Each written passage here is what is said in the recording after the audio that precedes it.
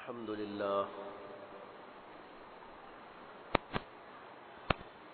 لله رب العالمين والصلاة والسلام على أشرف الأنبياء وسيد المرسلين وعلى آله وصحبه أجمعين. أما بعد فقد قال النبي صلى الله عليه وسلم: إياكم والحسد فإن الحسد يأكل الحسنات كما تأكل النار الحطب أو كما قال صلى الله عليه وسلم. بزرگان محترم، اس وقت میں نے آپ حضرات کے سامنے نبی اکرم صلی اللہ علیہ وسلم کی ایک بہت مختصر حدیث تلاوت کی ہے. اس حدیث پاک کا مفہوم اور ترجمہ یہ ہے کہ اللہ کے نبی صلی اللہ علیہ وسلم نے فرمایا کہ تم حسد سے بچ کے رہو، کیونکہ حسد نیکیوں کو اس طرح کھا جاتا ہے جس طرح آگ لکڑی کو کھا جاتی ہے. ہر آدمی جانتا ہے کہ آگ میں اگر لکڑی جھونک دی جائے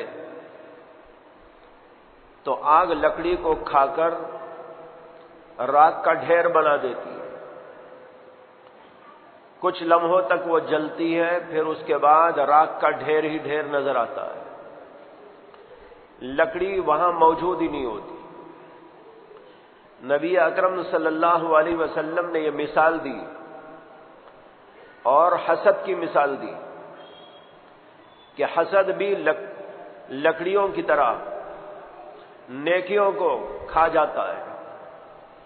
جس طرح آگ لکڑیوں کو کھا جاتی ہے، حسد نیکیوں کو کھا جاتا ہے. اور جیسے وہاں راکھ کا ڈھیر نظر آتا ہے، اسی طریقے پر حسد کی وجہ سے نیکیاں جل کر خاک بن جاتی ہیں اور کوئی اثر اس کا دکھائی نہیں دیتا. یہ حدیث بہت مختصر ہے، لیکن اس کے باوجود اس کے اندر بہت ہی اہم ترین مضمون اللہ کے نبی علیہ الصلاۃ والسلام نے بیان کر دیا. جتنی برائیاں ہیں وہ سب انسان کو تباہ کرنے والی ہیں، انسان کے معاشرے کو تباہ کرنے والی ہے. اسی لیے نبی اکرم صلی اللہ علیہ وسلم نے اللہ کی طرف سے جو دین پیش کیا ہے، اس دین کے اندر ان تمام برائیوں کی برائی بیان کی گئی ہے، تمام ان گناہوں کو مذموم اور بالکل غلط قرار دیا گیا ہے جو انسان کے لیے یا انسانی معاشرے کے لیے تباہ کن ہوتے ہیں. ہم لوگ یہ سوچتے ہیں کہ اللہ نے یہ کیوں حرام کر دیا، اللہ نے یہ کیوں حرام کر دیا، لیکن اگر غور کریں تو پتہ چلے گا کہ اللہ نے جن جن چیزوں کو حرام کیا ہے اس میں ہماری بہت بڑی مصلحت ہے، ہمارے معاشرے کی بہت بڑی مصلحت ہے. اسی لیے اللہ تبارک و تعالی نے تمام گناہ کو، تمام برائیوں کو منع کر دیا اور حکم دیا وَذَرُوا ظَاهِرَ الْإِثْمِ وَبَاطِنَهُ، ظاہری گناہوں کو بھی چھوڑ دو، باطنی گناہوں کو بھی چھوڑ دو. گناہ دو قسم کے ہوتے ہیں، ایک ظاہری گناہ ہوتے ہیں، جیسے آنکھ سے کوئی گناہ ہوتا ہے، زبان سے گناہ ہوتا ہے، ہاتھ اور پیر سے گناہ ہوتا ہے. یہ ظاہری اعضاء سے نکلنے والے گناہ یہ ظاہری گناہ ہے. اور کچھ گناہ وہ ہوتے ہیں جو دل سے کیے جاتے ہیں، ان کو باطنی گناہ کہا جاتا ہے. اللہ نے کہا ظاہری گناہ بھی چھوڑ دو، باطنی گناہ بھی چھوڑ دو، اس لیے کہ دونوں تمہارے لیے خطرناک ہیں. ہر انسان کے لیے وہ گناہ خطرہ بنتا ہے اور پھر اس کا وہ خطرہ معاشرے پر اثر انداز ہوتا ہے. اور معاشرہ بھی تباہی کے گھاٹ میں اتر جاتا ہے۔ اس لیے تمام قسم کے گناہوں کو منع کر دیا گیا ہے۔ میں نے ابھی جو ذکر کیا ہے وہ حسد کی بیماری، حسد بھی بہت بڑا گناہ ہے، بہت بڑی بیماری ہے، اور یہ بیماری آج کل مسلمانوں میں خاص طور پر بہت پھیلی ہوئی ہے۔ حسد کسے کہتے ہیں؟ حسد کے معنی یہ ہے کہ کسی آدمی کے کوئی کمال کو دیکھ کر، کسی کے حسن و جمال کو دیکھ کر، یا کسی کی کوئی نعمت کو دیکھ کر، کسی اچھائی اور خوبی کو دیکھ کر دل کے اندر جلن پیدا ہو جانا اور یہ خواہش کرنا کہ اس سے وہ نعمت چھن جائے۔ اللہ نے اسے کیوں مالدار بنایا ہے؟ اللہ نے اتنی بڑی پوزیشن اس کو کیوں دے دی ہے؟ اللہ تبارک و تعالی نے اس کو اتنا آرام سے کیوں رکھا ہے؟ اس کا بیپار کیوں اچھا چل رہا ہے؟ اس کی دکان میں کیوں ترقی ہو رہی ہے؟ اس کو دنیا میں نام کیوں مل رہا ہے؟ لوگوں کی نگاہ میں اسے عزت کیوں حاصل ہو گئی ہے؟ یہ جو جلن پیدا ہوتا ہے دل کے اندر، اسی جلن کا نام ہے دراصل حسد، جس سے آدمی یہ خواہش کرتا ہے کہ یہ نعمت اس سے چھن جائے، وہ مالدار نہ رہے، اس کی عزت باقی نہ رہے، اس کا مقام باقی نہ رہے، اس کی ترقی باقی نہ رہے، اس کو نقصان ہو جائے، اس کا بیپار ٹھپ ہو جائے، اس کی کمپنی غارت ہو جائے۔ یہ جو اندر سے ایک جلن پیدا ہو کر اس بات کی خواہش و تمنا پیدا ہوتی ہے، اسی کا نام ہے دراصل حسد۔ یہ بدترین بیماری ہے۔ آج ہم مسلم معاشرے میں دیکھتے ہیں کہ مسلم معاشرے میں ظاہری طور پر جو ترقی ہونی چاہیے اس میں بڑی رکاوٹیں، بیپاریوں کو بیپار میں، مختلف قسم کی کمپنیاں قائم کرنے والوں کو اپنی کمپنیوں میں، اور مختلف خدمات کرنے والے لوگوں کو اپنی خدمتوں میں، وہ ترقی نہیں ہو رہی ہے جیسی ہونی چاہیے۔ کسی نے ہاسپٹل بنائی، کسی نے ڈاکٹر کے لیے اپنے آپ کو پیش کیا کہ ڈاکٹر بنا، یا کوئی انجینئر بنا، کوئی بیرسٹر بنا، کوئی مختلف اور علوم کا فنون کا ماہر بنا، کوئی بزنس مین بن گیا، لیکن ترقی نہیں ہو رہی۔ کیا وجہ ہے؟ اس کے پیچھے کیا راز ہے؟ بہت سارے اسباب ہو سکتے ہیں، لیکن ان میں سے ایک سبب ہے یہی حسد کی بیماری۔ اپنے بھائی کو ہم ترقی میں دیکھنا ہی نہیں چاہتے، اپنے انجینئر بھائی کی ترقی نہیں دیکھنا چاہتے، اپنے ڈاکٹر بھائی کی ترقی دیکھنا نہیں چاہتے، اپنے بیرسٹر بھائی کی ترقی دیکھنا نہیں چاہتے، اپنے بزنس مین بھائی کی ترقی نہیں دیکھنا چاہتے، رکاوٹ پیدا کرنے کی کوششیں کرتے۔ بھائی بھائی کا دشمن بن جاتا ہے حسد کی بنیاد پر، رشتہ دار رشتہ داری میں ہوتے ہوئے حسد کرنے پہ تل جاتا ہے۔ ارے میرا وہ رشتہ دار کیوں بڑھ رہا ہے؟ اس کو ترقی کیوں ہو رہی ہے؟ ایک محلے والا اپنے ہی محلے کے ایک بھائی کو ترقی پذیر نہیں دیکھنا چاہتا، اس کو اچھا بزنس مین بنتا ہوا دیکھنا نہیں چاہتا، اس کی بلڈنگ بنتے ہوئے اس کے دل کے اندر بڑا جلن پیدا ہوتا ہے۔ وہ اگر نام پیدا کر رہا ہے تو اس کے نام پر اس کو جلن پیدا ہو رہی ہے۔ کیوں ترقی ہے؟ کیوں اس کا نام ہے؟ کیوں اس کو آگے بڑھنے کا موقع مل رہا ہے؟ اب اس کے لیے رکاوٹیں پیدا کرنا شروع کرتا ہے۔ مثلا یہ کہ برائی بیان کرنا شروع کر دے گا، وہ آدمی ایسا ہے، وہ آدمی ایسا ہے، جہاں جہاں اس کے موقع ملیں گے وہاں وہاں جا کر رکاوٹیں پیدا کرے گا، برائی بیان کرے گا، اور اس کے لیے رکاوٹیں پیدا کرنے کی تمام کوششیں کرے گا۔ نتیجہ یہ ہے نہ خود ترقی کرتا ہے، نہ دوسرے کو ترقی میں دیکھنا چاہتا ہے۔ وہ بھی ڈاؤن، یہ بھی ڈاؤن، یہ بھی گیا وہ بھی گیا، یہ چاہتا ہے کہ اسے نہ ملے کچھ، چاہے مجھے ملے کہ نہ ملے۔ علماء نے لکھا ہے کہ حسد کی 3 قسمیں ہیں۔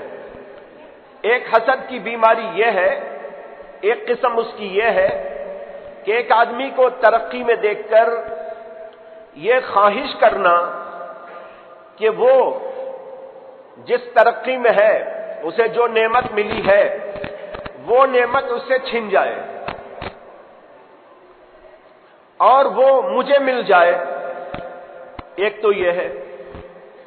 دوسری اس کی قسم یہ ہے کہ آدمی یہ خواہش کرے کہ یہ آدمی جو ترقی پذیر ہے، اس کو جو نعمتیں مل رہی ہیں، یہ نعمت اس سے چھن جائے، اس کے پاس میں نہ رہے، مجھے ملے کہ نہ ملے، مجھے مل جائے۔ ایک شوق یہ، اور ایک ہے کہ مجھے ملے کہ نہ ملے لیکن اسے تو نہ ملے، اس کو کسی طرح نقصان ہو جائے، اس کا بیپار ٹھپ ہو جائے، اس کا کاروبار ملیامٹ ہو جائے، اس کا نام جو ہے گر جائے۔ یہ آدمی کی خواہش، یہ خواہش یہ ہے کہ مجھے مل جائے، اس کو نہ ملے، اس سے چھن کر مجھ کو مل جائے۔ اور ایک یہ ہے کہ یہ کہتا مجھے ملے کہ نہ ملے لیکن اسے تو نہیں ملنا چاہیے۔ یہ اس سے بھی خطرناک ہے۔ پہلے میں تو یہ ہے کہ بھئی اس سے چھن کر مجھے مل جائے، لیکن اس سے بڑی یہ ہے بیماری کہ مجھے ملے کہ نہ ملے لیکن بہرحال اس کے پاس نہ ہونا چاہیے۔ کتنی بری بات ہے۔ ایک مومن کے بارے میں خواہش کرتا ہے، ایک مومن کے سلسلے میں ایسی بات دل میں رکھتا ہے اور جلتا ہے۔ مومن کو تو یہ چاہیے کہ مومن دوسرے کی ترقی کو دیکھ کر اس کے اوپر خوش ہو جائے۔ اسی لیے اللہ نے قرآن میں فرمایا وَلَا تَتَمَنَّوْا مَا فَضَّلَ اللَّهُ بِهِ بَعْضَكُمْ عَلَى بَعْضٍ، اللہ نے جو ایک کو دوسرے پر کچھ ترقی دی ہے اس میں تم تمنائیں مت کرو، یہ تمنا مت کرو کہ اس سے چھن جائے مجھ کو مل جائے، یہ تمنا مت کرو کہ مجھے مل جائے۔ یہاں پر ایک بات یاد رکھنی چاہیے، ایک یہ ہے کہ کسی آدمی کی ترقی کو دیکھ کر، کسی آدمی کی بھلائی کو دیکھ کر، کسی آدمی کے کسی کمال کو دیکھ کر یہ خواہش کرنا کہ اللہ مجھے بھی ایسا دے دے، یہ جائز ہے۔ یہ جائز ہے کہ ایک آدمی دوسرے کی ترقی کو دیکھ کر یہ خیال کرتا ہے، یہ نیت کرتا ہے، یہ تمنا کرتا ہے، یہ آرزو کرتا ہے کہ اللہ مجھ کو بھی دے دے، مجھے بھی مالدار بنا دے، میرا بھی گھر بن جائے، میری بھی ترقی ہو جائے، میرا بھی بیپار اچھا چلنے لگے، مجھے بھی ایسی ایسی نعمتیں مل جائے۔ یہ جائز خواہش ہے، یہ ناجائز نہیں۔ اس کو عربی میں کہتے ہیں غبطہ، اور اردو میں اس کو کہتے ہیں رشک۔ رشک کرنا تو جائز ہے، غبطہ جس کو عربی میں کہتے ہیں، لیکن یہ نہیں خواہش کر سکتے کہ اس سے وہ چھن جائے۔ اگر دوسرے کو نقصان پہنچانے کی نیت، دوسرے سے اس نعمت کے چھن جانے کی نیت ہوتی ہے تو اس کا نام حسد ہو جاتا ہے۔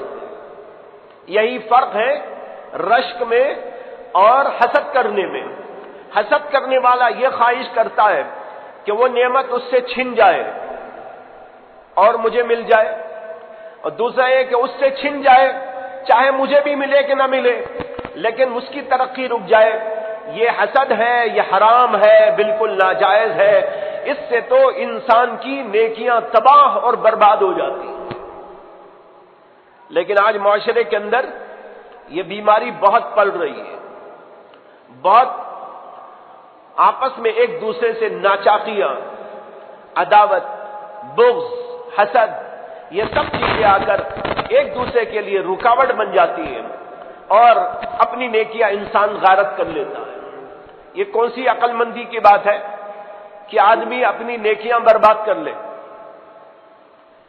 نیکیاں اپنی برباد کر لینا اس سے تو کچھ ہونے کا نہیں۔ اللہ نے جس کو جو دیا وہ تو دے گا۔ ہماری نیت کرنے سے، ہمارے جلنے سے، ہمارے حسد کرنے سے اسے کوئی نقصان نہیں، نقصان تو دراصل ہمیں ہوگا۔ علماء نے ایک عجیب بات لکھی ہے، حسد کی بیماری میں جو مبتلا ہوتا ہے اس کا عذاب دنیا ہی سے شروع ہو جاتا ہے۔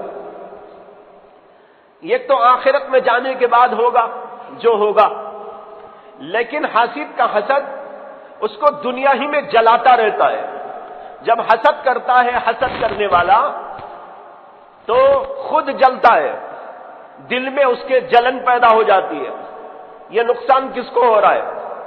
محسود کو نہیں ہو رہا ہے، اس دوسرے آدمی کو نہیں ہو رہا ہے، حسد کرنے والے کو خود اس کا نقصان ہو رہا ہے کہ وہ اندر اندر سے جل رہا ہے، نیند غائب ہو گئی جلن کی وجہ سے، اور کھانا ہضم نہیں ہوتا جلن کی وجہ سے، تکلیف ہو رہی ہے اندر جلن کی وجہ سے، ہر وقت دماغ ادھر ادھر، وہ کیسا اس کو نقصان پہنچاؤں، کیسا میں اس کو تکلیف پہنچاؤں، کیسے میں اس کے بیپار کے اندر رکھنا پیدا کر دوں، کیسے میں اس کی ترقی کے اندر رکاوٹ ڈال دوں، اندر اندر سے جلتا رہتا ہے۔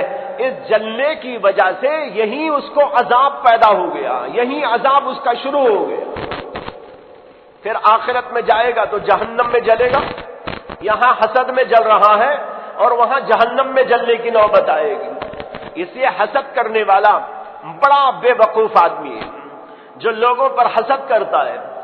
اور حسد کے بارے میں علماء ایک اور بات کہتے ہیں، فرماتے ہیں کہ حسد کرنے والا دراصل اللہ کا مقابلہ کر رہا ہے، یعنی اللہ کو یوں بول رہا ہے کہ اے اللہ تو نے اسے مال کیوں دیا، اے اللہ تو نے اسے کمال کیوں دیا، اے اللہ آپ نے اسے علم کیوں دیا، آپ نے اسے ترقی کیوں دے دی، اس سے چھن جانی چاہیے۔ یعنی اللہ تو اسے ترقی دینا چاہتے ہیں لیکن یہ بندہ اللہ سے مقابلہ کرتا ہے، اللہ کے فیصلے پر راضی نہیں ہے، اللہ کی تقسیم پر راضی نہیں ہے، اور اللہ سے مقابلہ کر رہا ہے کہ اللہ آپ نے اسے کیوں دیا، اس کو آپ چھین لیجئے، اس کی ترقی میں رکاوٹ پیدا کر دیجئے، اس کے نام کو گمنام کر دیجئے، اس کے اندر کے کمال کو آپ چھین لیجئے، اس کے علم کو آپ نقصان پہنچا دیجئے۔ گویا اللہ کو مشورہ دے رہا ہے اور اللہ کا مقابلہ کر رہا ہے۔ علماء کہتے ہیں اسی وجہ سے حسد کی بیماری میں اللہ کے نبی یہ فرماتے ہیں کہ نیکیوں کو حسد کی بیماری اس طرح کھا جاتی ہے جیسے کہ آگ لکڑی کو کھا جاتی ہے، یعنی سارے اعمال اس کے برباد ہو جاتے ہیں۔ اب ایک آدمی نماز پڑھ رہا ہے حسد کر رہا ہے، روزہ بھی رکھتا ہے دوسرے سے حسد کرتا ہے، ذکر تلاوت بھی کر رہا ہے لیکن دوسرے سے حسد اس کے دل میں پیدا ہو گیا ہے۔ اب قیامت کے میدان میں جائے گا یہ سمجھ کر جائے گا کہ میرے پاس اتنی نیکیاں موجود ہیں، میں بڑا عابد، میں بڑا زاہد، میں نے اتنی تلاوت کی، میں نے اتنے تہجد پڑھ لیے، میں نے اتنے اذکار کر لیے، میں نے یہ وظائف کر دیے، یہ اور یہ کر دیا، لیکن قیامت کے میدان میں جائے گا اللہ کہیں گے تیری ساری نیکیاں برباد اس لیے کہ تو نے فلاں بندے سے حسد رکھا تھا۔ دیکھو کتنی بڑی برائی ہے۔ اسی حسد کی بیماری سے ہر انسان کو بچنا چاہیے، اور حسد جو ہوتا ہے ہر آدمی سے نہیں ہوتا، ہر آدمی کو ہر آدمی سے حسد نہیں ہوتا، حسد ہوتا ہے اپنی کیٹیگری کے لوگوں سے، اپنے دائرے کے لوگوں سے۔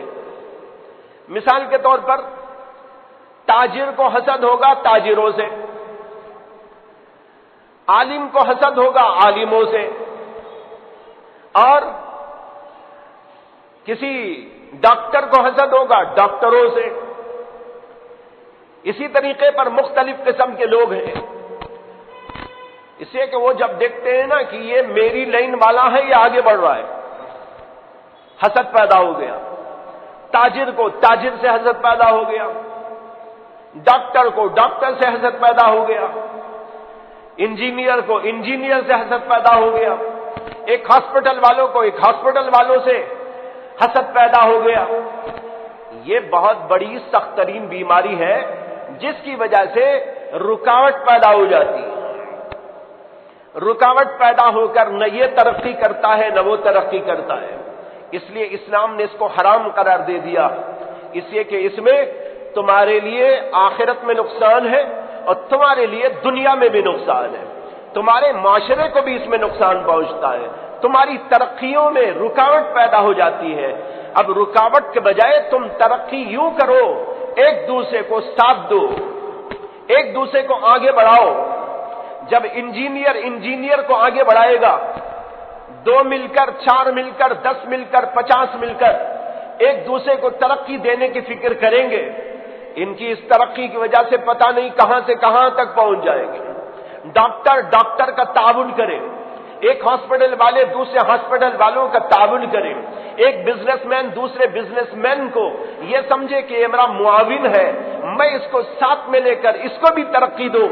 اب دیکھو دنیا کہاں سے کہاں تک پہنچ جاتی ہے، لیکن آج اسی میں رکاوٹ پیدا ہو رہی ہے۔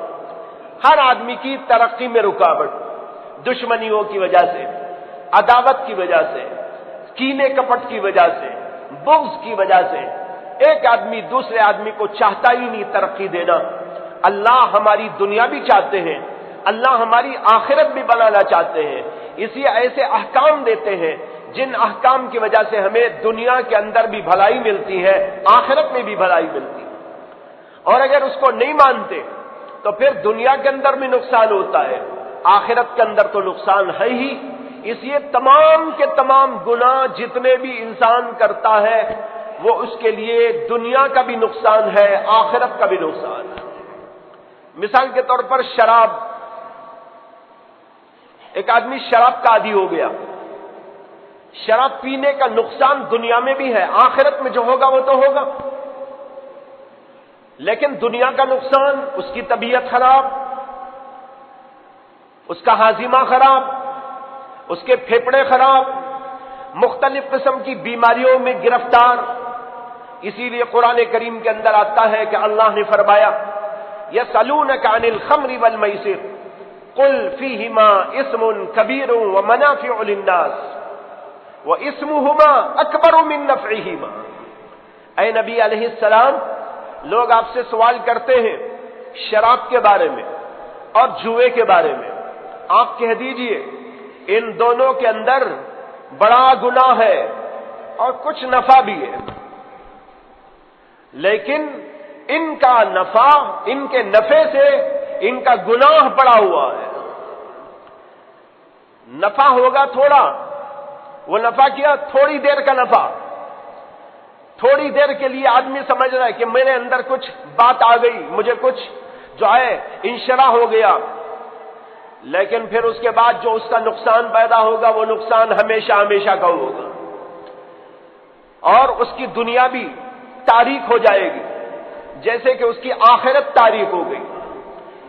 اسی طرح ایک آدمی جو ہے کچھ اور گناہ میں مبتلا ہوتا ہے، وہ گناہ اس کے لیے دنیا کے اندر بھی نقصان دہ ہوتا ہے، آخرت کے اندر بھی نقصان دہ ہوتا ہے۔ یہ بات ہمیشہ یاد رکھنا ہے۔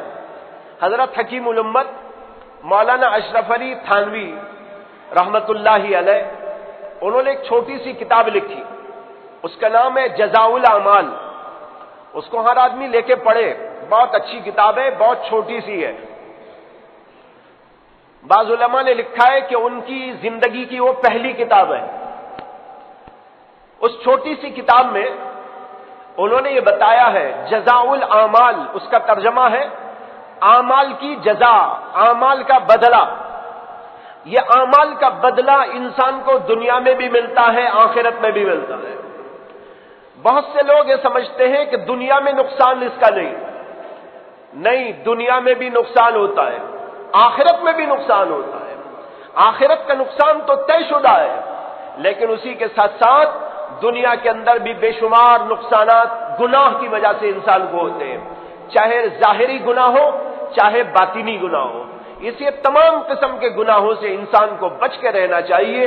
ان میں سے ایک گناہ کا میں نے ذکر کیا ہے، وہ ہے حسد کی بیماری، جو انتہائی خطرناک اور پورے معاشرے کو تباہ کرنے والی ہے۔ جیسے کہ آج مسلم معاشرے کا حال ہے، دیکھیے دوسری قوموں کو کچھ ترقی میں آپ دیکھ رہے، ہندو قوموں کو آپ ترقی میں دیکھ رہے، عیسائی قوموں کو آپ ترقی میں دیکھ رہے۔ بہت سارے بے وقوف یہ سمجھتے ہیں کہ ہم اسلام میں ہونے کی وجہ سے ترقی نہیں کر رہے، اور وہ لوگ اسلام کو چھوڑ کر ترقی میں چلے گئے۔ عیسائیوں کو ترقی ہو رہی ہے، ان کے ہاسپٹل دیکھو اور ان کے ادارے دیکھو، ان کے اسکولز دیکھو، ان کے تعلیمی ادارے دیکھو اور دوسرے مختلف قسم کی ان کی خدمات دیکھو، لوگ کہتے ہیں کہ ماشاءاللہ بہت بڑی ترقی میں۔ ہندوؤں کو دیکھو، ان کے ہاں بہت بڑی بڑی چیزیں، مسلمانوں میں ایسی کیوں نہیں؟ کیوں ایسی ہاسپٹل مسلمانوں کے پاس میں نہیں؟ کیوں ایسے ادارے مسلمانوں کے پاس میں نہیں؟ کیوں ایسی ترقی مسلمانوں کے پاس میں نہیں؟ بعض بے وقوف یہ سمجھتے ہیں کہ یہ اسلام کی وجہ سے ہو رہا ہے، اگر ہم نے اسلام چھوڑ دیا تو ہم بھی ویسی طرح ترقی میں چلے جائیں گے، چونکہ ہم اسلام کو پکڑے ہوئے ہیں اس لیے ہمیں ترقی نہیں ہو رہی ہے۔ لا حول ولا قوت الا باللہ، صاف کہتا ہوں ہم نے اسلام کو چھوڑ دیا ہے اس لیے ہم نے ترقی کو نہیں دیکھا ہے۔ اگر اسلام کو ہم صحیح طور پر پکڑ لیتے، مثلا یہی ایک بات جو عرض کر رہا ہوں اس وقت میں، حسد کی بیماری، حسد سے اللہ نے منع کیا ہے یا حسد کی اجازت دی ہے؟ منع کیا ہے، لیکن آج ہمارے مسلم معاشرے کے اندر حسد ہی حسد ہے۔ کوئی آدمی کسی آدمی کو ترقی میں دیکھنا نہیں چاہتا، کوئی آدمی کسی آدمی کو بڑائی کی طرف جانے نہیں دیتا، کوئی کسی کے ساتھ اچھا گمان نہیں رکھتا، کوئی کسی کے ساتھ الفت و محبت و تعلق نہیں رکھتا۔ نتیجہ یہ ہے جو ہم دیکھ رہے ہیں کہ ہماری ترقیاں رک گئی دنیاوی اعتبار سے، لیکن اس کے بجائے دوسری قوموں میں ایک دوسرے کو آگے بڑھانے کا جذبہ ہے، ایک دوسرے کو ترقی دینے کا جذبہ ہے، وہ ایک دوسرے کے ساتھ کوآپریٹ کرتے ہیں اور ایک دوسرے سے اشتراک کرتے ہیں، ایک دوسرے سے ملتے ہیں اور ترقیاں کرتے جا رہے ہیں۔ لیکن ہمارے بھائیوں کا حال یہ ہے کہ ایک دوسرے کو کاٹنے کی فکر کرتے ہیں، ایک دوسرے کو دبانے کی فکر کرتے ہیں، نتیجہ اس کا یہی ہوتا ہے۔ اس لیے یاد رکھو کہ جب ہم اسلام کو صحیح طور پر پکڑ لیں گے تو ہماری ترقی دنیا میں ایسی ہوگی کہ دنیا میں کسی کے پاس ایسی ترقی نہیں ہوگی۔ لیکن آج ہم نے اسلام کو چھوڑ دیا ہے، اسلام کی تعلیمات کو ہم نے بالکل معمولی چیزوں کی وجہ سے چھوڑ رکھا ہے، اپنے ذاتی مفاد کے لیے اسلامی تعلیمات کو ہم نے پس پشت ڈال دیا ہے۔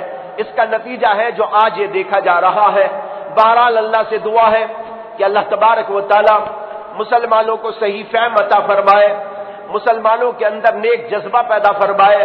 ہم نے صرف ظاہری کچھ چیزوں کو اپنا لیا ہے، کسی نے داڑھی رکھ لی ہے، کسی نے جبہ پہن لیا ہے، کسی نے امامہ زیب تن کر لیا ہے، کسی نے تسبیح ہاتھ میں لے لی ہے، لیکن ہمارے دل کا حال اتنا خراب ہے، اتنا خراب ہے، اتنا خراب ہے کہ اس سے بدتر کوئی حال نہیں ہو۔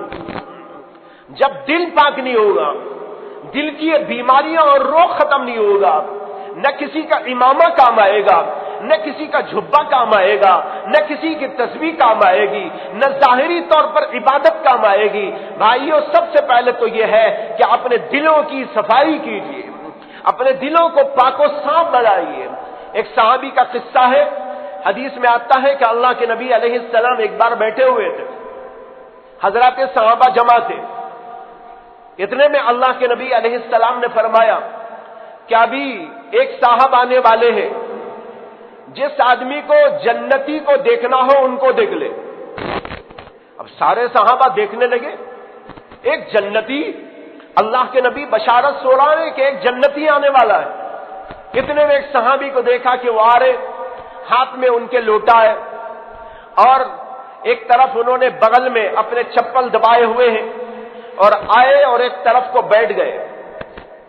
لوگوں نے ان کو دیکھا، خیر پھر اس کے بعد مجلس ختم ہو گئی، لوگ چلے گئے۔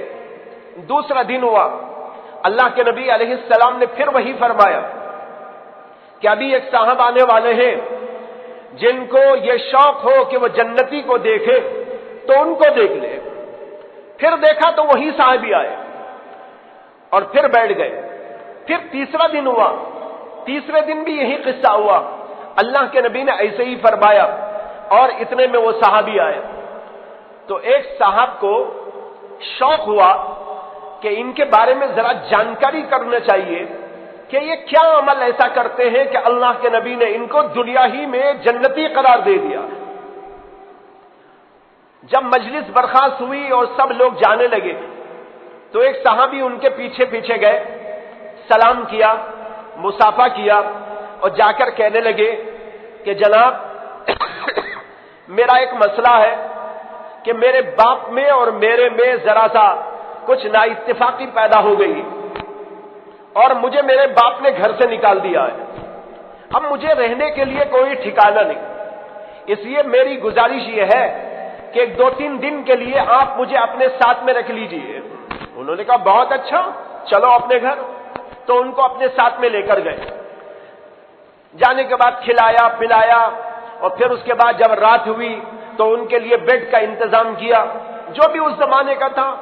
ظاہر بات ہے آج کے بیڈ کا تو تصور نہیں ہوگا، تو جو اس زمانے میں ان کے لیے تھا اس کے مناسب انہوں نے کیا. پھر اس کے بعد وہ صحابی سو گئے. یہ جو صحابی گئے تھے مہمان بن کر، وہ اپنے بیڈ پر لیٹے لیٹے انتظار کرنے لگے کہ یہ صحابی رات میں کیا عبادت کرتے ہیں دیکھنا ہے. لیکن دیکھا تو اٹھے ہی نہیں، سوتے رہے یہاں تک کہ فجر کی اذان پہ اٹھے. یہ صحابی بیچ میں تو اٹھ کے کچھ رکعتیں بھی پڑھ لیے، لیکن وہ تو سوتے ہی رہے. خیر ایک دن گزر گیا. دن میں بھی ان کے ساتھ میں رہتے تھے، جہاں جاتے تھے آتے تھے ان کے ساتھ آنا جانا. دیکھا تو اس میں بھی کوئی خاص عبادت ان کی نہیں، بس 5 وقتہ نماز پڑھتے ہیں، تھوڑا سا ذکر وغیرہ کرتے ہیں، باقی اپنے کاروبار میں جاتے ہیں اور اپنے کام دھام میں لگتے ہیں. دیکھا تو ایسی ہی عبادت ان کی، کوئی خاص عبادت ان کو نظر نہیں آئی. دوسری رات ہوئی، پھر انہوں نے جاگ جاگ کر دیکھا، لیکن دیکھا تو وہ سو رہے تھے. پھر تیسری رات میں بھی دیکھا کہ اسی طرح وہ سوئے اور فجر میں اٹھے اور فجر کی نماز میں گئے. تیسرے دن انہوں نے کہا کہ میں آپ کی خدمت میں جو 3 دن تھا، میرے باپ کا اور میرا کوئی مسئلہ تو نہیں تھا، لیکن بات دراصل یہ ہے کہ میں نے اللہ کے نبی علیہ الصلوۃ والسلام کو یہ سنا تھا کہ آپ کے بارے میں حضور نے یہ فرمایا کہ جن کو جنتی کے دیکھنے کے شوق ہے وہ آپ کو دیکھ لے. تو مجھے شوق ہوا کہ میں آپ کے اعمال کو دیکھوں کہ آپ کے اعمال کیسے ہیں. لیکن میری سمجھ میں بالکل نہیں آیا کہ آپ کو اللہ کے نبی نے جنتی قرار دیا، لیکن آپ کے عمل میں کوئی زیادتی میں نے نہیں دیکھی. رات میں آپ سو گئے، دن میں بھی آپ کاروبار وغیرہ کرتے رہے، کوئی خاص عبادت کوئی خاص عمل میں نے آپ کا نہیں دیکھا. میں آپ سے پوچھنا چاہتا ہوں کہ اللہ کے نبی نے آپ کو اتنا بڑا درجہ دیا اور جنتی قرار دیا، تو آپ کا کون سا عمل وہ خاص عمل ہے جس کی وجہ سے اللہ کے نبی نے آپ کو بشارت سنائی؟ انہوں نے کہا بھائی میرا عمل تو آپ نے دیکھا، میں کوئی خاص نہیں ہوں، ایسے ہی معمولی آدمی ہوں، کچھ تجارت کر لیتا ہوں، بچوں کے لیے کمائی کر لیتا ہوں، 5 وقتہ نماز پڑھ لیتا ہوں، کچھ عبادت ہو تو کر لیتا ہوں، کوئی خاص عبادت نہیں. ہاں ایک بات میرے اندر ہے. انہوں نے کہا ایک بات میرے اندر ہے، وہ یہ ہے کہ کسی مسلمان کے لیے میرے دل کے اندر برائی نہیں، کسی مسلمان کے لیے میرے دل کے اندر برائی نہیں ہے، بس یہ میرا عمل ہے. شاید اللہ کے نبی نے اس کی وجہ سے مجھے بشارت سنائی ہو.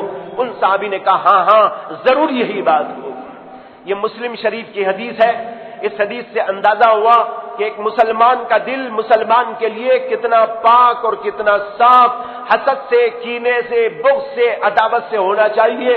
بھائیو یہ دنیا کی ترقی کے لیے بھی ضروری ہے اور آخرت میں جنت میں جانے کے لیے بھی ضروری ہے. اللہ ہم سب کو ہدایت اور توفیق عطا فرمائے. وآخر دعوانا ان الحمد للہ رب العالمین.